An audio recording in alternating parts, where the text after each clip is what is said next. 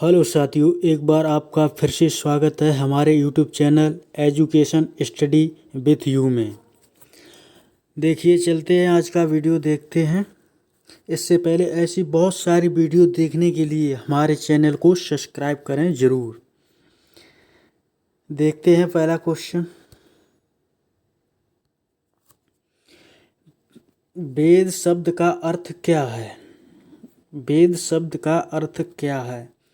Number 1 ज्ञान, number 2 शक्ति, number 3 कुशलता, नंबर 4 बुद्धिमत्ता। तो इसका हो जाएगा नंबर 1 ज्ञान। अब वेद शब्द आया है, वेद शब्द आया है वेद। तो वेद कितने हैं? वेद हैं चार वेद हैं। ऋग्वेद, यजुर्वेद, सामवेद, अथर्ववेद। जो अपना ऋग्वेद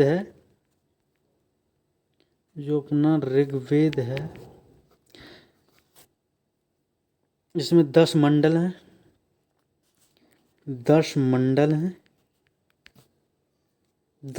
हैं और इसमें 10-28 सूक्ति हैं। 10-28 सूक्तियाँ हैं इसमें 10-28 सूक्तियाँ हैं। जो इसका ऋग्वेद के 10वें मंडल में पूर्वोक्त सूक्त का वर्णन है और ऋग्वेद के तीसरे मंडल में गायत्री मंत्र का वर्णन है।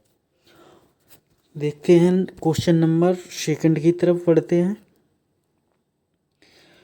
वैदिक लोगों द्वारा किस धातु का प्रयोग पहले किया गया? वैदिक लोगों द्वारा किस धातु का प्रयोग सबसे पहले किया गया? चांदी, सोना, लोहा, तांबा। चांदी, सोना, लोहा, तांबा। इसका ऑप्शन नंबर हो जाएगा 4। तांबा का सर्वप्रथम प्रयोग किया गया था वैदिक लोगों द्वारा। क्वेश्चन नंबर 3 की तरफ बढ़ते हैं साथियों। अशोक ने किस बौद्ध साधु से प्रभावित होकर बौद्ध धर्म अपनाया? अशोक ने किस बौद्ध साधु से प्रभावित होकर बौद्ध धर्म अपनाया? बहुत ही महत्वपूर्ण क्वेश्चन है, हर एक एग्जाम में लमसम पूछा जाता है। तो इसका ज़्यादातर गलती लोग करके आते हैं। इसका ऑप्शन 4 हो जाएगा निग्रोध। प्रभावित हुआ था निग्रोध थे, लेकिन शिक्षा बौद्ध धर्म की ली थी उपगुप्त थे। जो शिक्षा ली थी बौद्ध धर्म की, वो ली थी किससे? वो ली थी उपगुप्त से ली थी। उपगुप्त से ली थी इसने। अशोक ने ही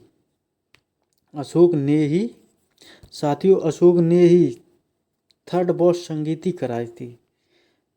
थर्ड बौद्ध संगीति अशोक ने कराई थी। कहाँ पर?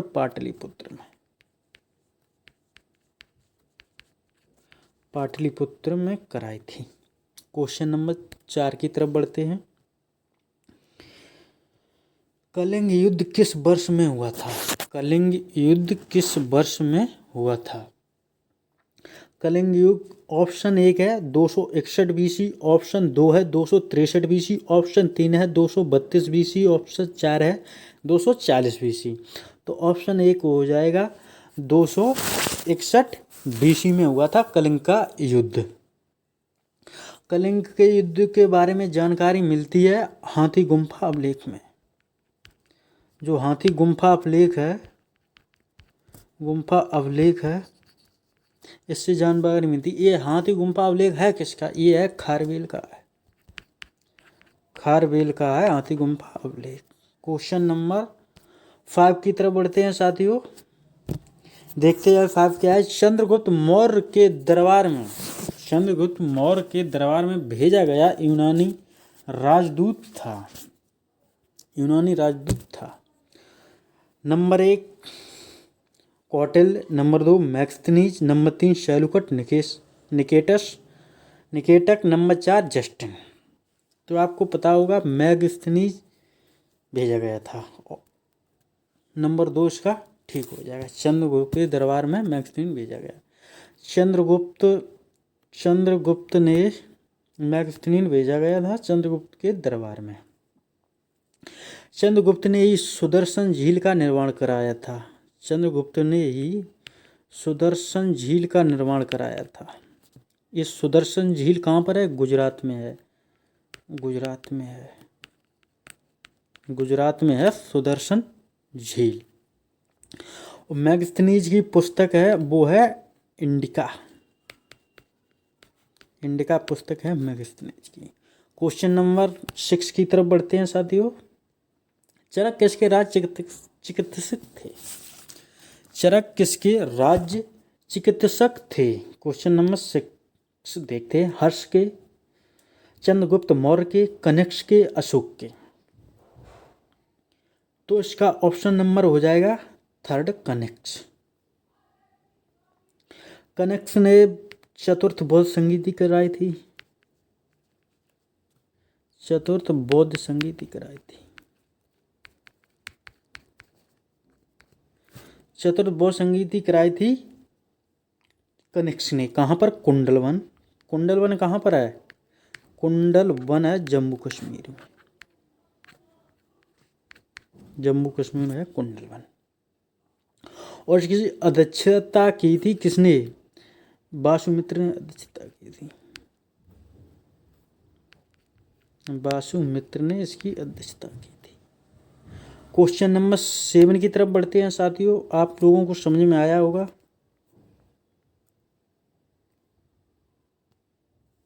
कुषाण वंश के प्रसिद्ध राजा का नाम बताइए। कुषाण वंश के प्रसिद्ध राजा का नाम बताइए। Kanishka number 1, number 2 Harshavardhan, number 3 Pulakeshin, number 4 Vikramaditya. तो इसका ऑप्शन नंबर 1 हो जाएगा कनिष्क। इसका ऑप्शन नंबर 1 हो जाएगा कनिष्क। कनिष्क कुषाण वंश का था। कुषाण वंश का था कनिष्क। प्रसिद्ध राजा था कुषाण वंश का कनिष्क। चलते हैं क्वेश्चन नंबर 8 की तरफ। शक संवत किसने और कब शुरू की? शक संवत किसने और कब शुरू की? फादफिसिस ने 58 ईसा पूर्व में, रुद्रदामन प्रथम ने 78 ईसा पूर्व में, विक्रमादित्य ने 50 ईसा पूर्व में और कनिष्क ने 78 ईसा पूर्व में। तो इसका ऑप्शन 4 हो जाएगा। कनिष्क ने की थी शक संवत शुरू 78 ईसा पूर्व में की थी। क्वेश्चन नंबर 9 की तरफ बढ़ते हैं साथियों। देखते हैं 9 क्या है। भारत में चमड़े की प्रतीक मुद्रा किसने प्रारंभ की? भारत में चमड़े की प्रतीक मुद्रा किसने प्रारंभ की? नंबर 1 है अकबर, नंबर 2 है हुमायूं, नंबर 3 है मोहम्मद बिन तुगलक, नंबर 4 है बाबर। तो इसका ऑप्शन 3 हो जाएगा मोहम्मद बिन तुगलक। MBT ने की थी। इसे पागल राजा भी कहते थे। ये अपनी राजधानी दिल्ली से देवगिरी दौलताबाद ले गया। दिल्ली से कहाँ ले गया? देवगिरी। देवगिरी ले गया। देवगिरी ले गया। देवगिरी दौलताबाद। दौलताबाद देवगिरी दौलताबाद ले गया। ये दिल्ली से देवगिरी दौलताबाद ले गया। क्वेश्चन नंबर, हाँ, इसके दरबार में राजधानी दिल्ली से दौलताबाद ले गया। इसके दरबार में एक क्या नाम यात्री आया था, विदेशी यात्री, बहुत ही महत्वपूर्ण है। वो था Ibn Battuta. Ibn Battuta Morocco का था ये। इसकी पुस्तक थी रहेला। जो इसकी पुस्तक थी रहेला, बहुत ही महत्वपूर्ण पुस्तक है ये साथियों, याद करने ना। रहेला, रहेला है। क्वेश्चन नंबर 10 की तरफ बढ़ते हैं। देखते हैं क्या है। भारत का प्रथम मुगल बादशाह कौन था? भारत का प्रथम मुगल बादशाह कौन था? देखते हैं। नंबर 1 है Babur, number 2 Humayun, number 3 Shahjahan, number 4 Akbar.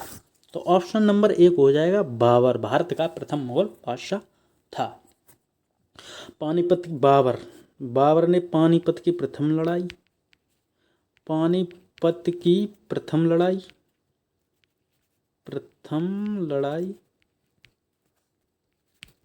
कब लड़ी? 1526 में। किसके बीच हुई थी? बाबर व इब्राहिम लोदी। बाबर व इब्राहिम लोदी। बाबर व इब्राहिम लोदी। बाबर व इब्राहिम लोदी। इब्राहिम लोदी। दिल्ली सल्तनत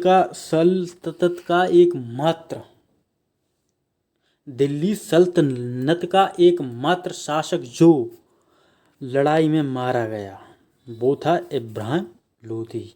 एकमात्र शासक था जो मारा गया लड़ते हुए दिल्ली सल्तनत का। क्वेश्चन नंबर 11 की तरफ बढ़ते हैं। पानीपत की तीसरी लड़ाई कब लड़ी गई थी? पानीपत की तीसरी लड़ाई कब लड़ी गई थी? बहुत ही महत्वपूर्ण क्वेश्चन है। पानीपत की तीसरी लड़ाई कब लड़ी गई थी? 1526, 1556, 1661, 1761। तो पानीपत की तीसरी लड़ाई ऑप्शन नंबर 4 ठीक हो जाता। 1761 में लड़ी गई थी। किस किस के बीच लड़ी गई थी? अहमद शाह और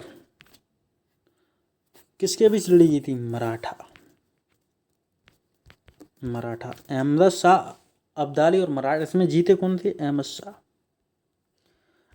शाह अब्दाली इसमें जीत गए थे। अहमद शाह अब्दाली इसमें जीत गए थे। क्वेश्चन नंबर 12 की तरफ बढ़ते हैं। देखते हैं क्या है। निम्न में से किसने अकबर की आत्मकथा लिखी है? नंबर 1 अबुल फजल, नंबर 2 अब्दुल नबी खां, नंबर 3 बीरबल, नंबर 4 फैजी। तो नंबर 1 ठीक हो जाएगा। अबुल फजल ने अकबर की आत्मकथा लिखी है।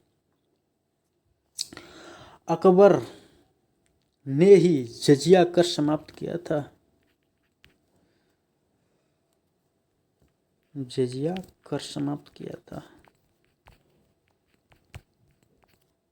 अकबर ने ही जजिया कर समाप्त किया था। जो अकबर का संरक्षक था वो था बैरम खां इसका संरक्षक था। क्वेश्चन नंबर 13 की तरफ बढ़ते हैं। बहुत ही महत्वपूर्ण क्वेश्चन है ये। जब ईस्ट इंडिया कंपनी का गठन हुआ तब उस समय मुगल बादशाह कौन था? Number 1 Shahjahan, number 2 Aurangzeb, number 3 Akbar, number 4 Humayun. तो इसका ऑप्शन 3 हो जाएगा अकबर। जब ईस्ट इंडिया कंपनी का गठन हुआ था तब था अकबर। उस समय अकबर था। ईस्ट इंडिया कंपनी का गठन कब हुआ था? ये हुआ था 31 दिसंबर 1600 ईस्वी में स्थापना हुई थी। ईस्ट इंडिया कंपनी की स्थापना हुई थी। उस समय था अकबर। क्वेश्चन नंबर 14 की तरफ बढ़ते हैं। मुगल शासकों की दरबारी भाषा क्या थी? ऑप्शन 1 अरबी, ऑप्शन 2 फारसी, option number 3 Urdu, option number 4 Hindustani. तो ऑप्शन नंबर इसका 2 हो जाएगा। फारसी मुगल शासकों की दरबारी भाषा थी। क्वेश्चन नंबर 15 और अपना आखिरी क्वेश्चन की तरफ बढ़ते हैं। साथियों देखते हैं शिवाजी के गुरु का नाम क्या था? Number 1 Namdev, number 2 Tukaram, number 3 Eknath, number 4 Ramdas. तो इसमें ऑप्शन नंबर 4 हो जाएगा रामदास। शिवाजी का जन्म कब हुआ था? शिवाजी का जो जन्म हुआ था 1630 ईस्वी। मराठा साम्राज्य की नींव रखी थी शिवाजी महाराज ने। जो मराठा साम्राज्य है इसकी नींव रखी